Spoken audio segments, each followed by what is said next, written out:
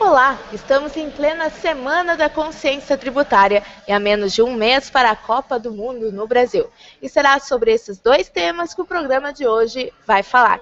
Está no ar mais uma edição do Teu Espaço de Negócios aqui na Web TV do Jornal NH. Fica com a gente. O campeonato mundial no país está mexendo com os ânimos dos brasileiros, mas a maior preocupação dos empresários não é tanto com o desempenho da seleção, mas sim com o impacto da competição na economia. Até porque não se sabe ainda se será ou não feriado nos dias dos Jogos do Brasil. Para explicar um pouquinho dessa história, está aqui conosco o diretor de Relações Institucionais da ACI de Novo Hamburgo, Campo Bom e Estância Velha, Marco Kirsch. Marco, obrigada pela tua presença Nós aqui que agradecemos mais uma vez no nosso programa. Eu já começo te perguntando, explica um pouquinho, qual é esse embate em relação aos feriados ali no dia que o Brasil joga? O embate realmente é por uma definição, né? Nós entendemos que começou todo o processo de forma um pouco distorcida, na medida em que o governo federal deixou em aberto para os estados da federação, cada um decidir a sua forma de enfrentamento da questão feriados. Nessa medida, nós tivemos um estado decidindo, né, por uma optativa, um facultativo, outro pode decidir por não, manter uma escala normal de trabalho. Aqui pode ser feriado, no outro estado pode ser Exatamente. Que não seja. Então, cada conceito foi mudando dentro de um Brasil federativo e múltiplo, né? Uhum. Bom, eu fico imaginando um turista alemão, francês, russo, vindo para cá e tentando entender por que num estado é uma coisa, no outro estado uma repartição pública abre, outra não abre, enfim, essas facetas todas. Então, o que nós viemos provocando e emitimos um documento, o presidente enviou ao governador do estado e aos deputados todos na Assembleia Legislativa, é uma definição para que as empresas possam ter a curto e médio prazo uma programação dos seus negócios, seus afazeres, como é que vão efetivamente operar durante a Copa do Mundo. Essa definição não aconteceu até agora, aconteceu apenas de parte da Prefeitura de Porto Alegre. Uhum. E aí, há poucos dias, 20 e tantos dias da Copa, nós seguimos aguardando essa definição.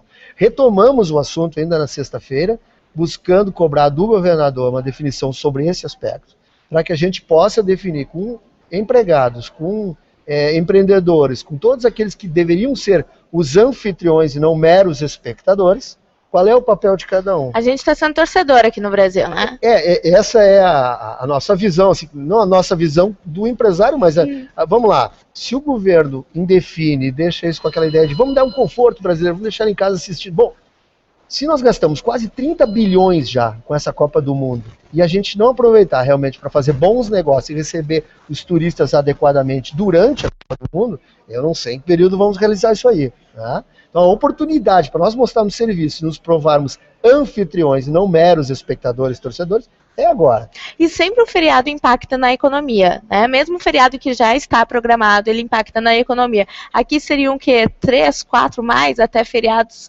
que não estão programados. E assim, é interessante levantar, Francine, uma pesquisa que se fez, tanto na Alemanha como na África do Sul, não ocorreram em nenhum dia foi feriado, né? Nenhum dia. Aí aconteceu uma situação lá na África do Sul, que era um feriado nacional ou local, mas que está no calendário normal deles. Ou seja, ninguém pensou em colocar facultativo, seguiram mais que nunca com seus negócios operando, provendo serviços, provendo vendas, deixando as indústrias trabalhar, enfim, a coisa fluiu normal e não atrapalhou o ritmo normal da economia, né, com programação.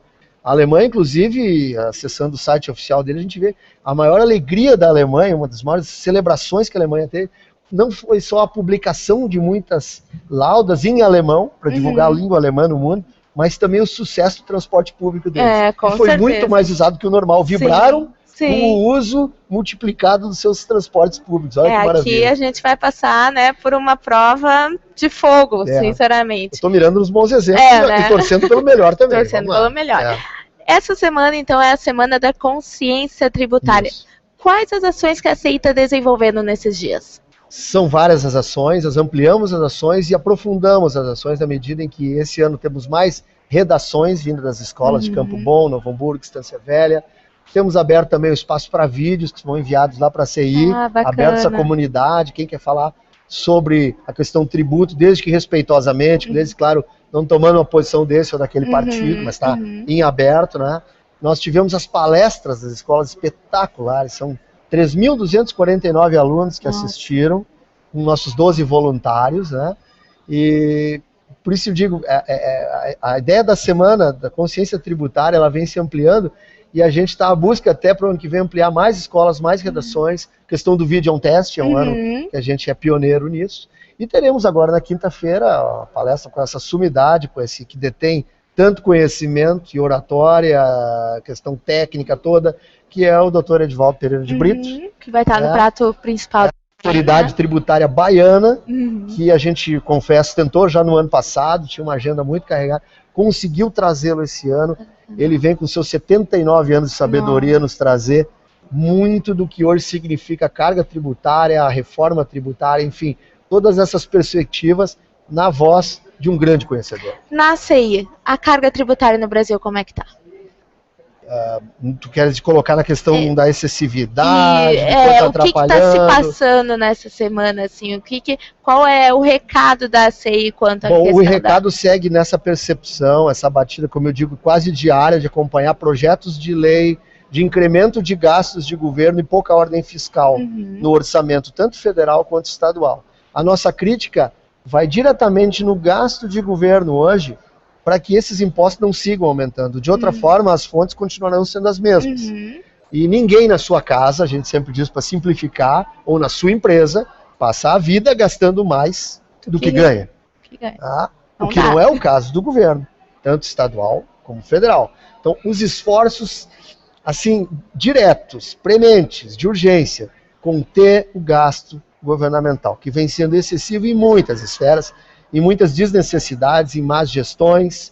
Essa crítica do que nos chega mal, ela tem uma anterioridade. Começa mal lá no início, né? Então o cidadão, a gente percebe, está com uma massa crítica muito interessante, jovens se aliando, pessoas trazendo ideia. A gente quer fazer isso. Não só criticar, mas trazer pleitos de sucesso, de mudança, de incrementação. Porque, na verdade, a gente sabe que tributos tem que ter. É claro. Não existe uma forma numa sociedade que não tenha tributos.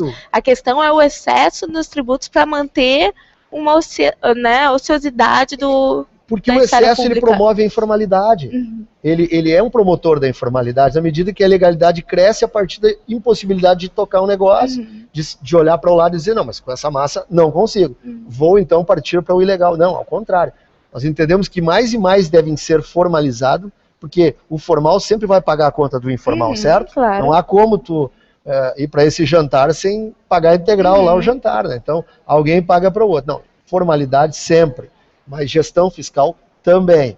Respeito com projetos, com coisas que se encontram e tem um início, meio e fim, em prazos e medidas interessantes. Então esse é o nosso esforço diário na CI. O presidente Marcelo vem se devotando muito na defesa dele na presidência, e os demais conselhos também, todos engajados. E a importância de trabalhar com as crianças nessa semana, né? Que muitas vezes elas não entendem, ou tem muitos adultos talvez hoje que não entendem porque não tiveram essa consciência quando jovens. Mas as crianças vivem nos surpreendendo, Francine.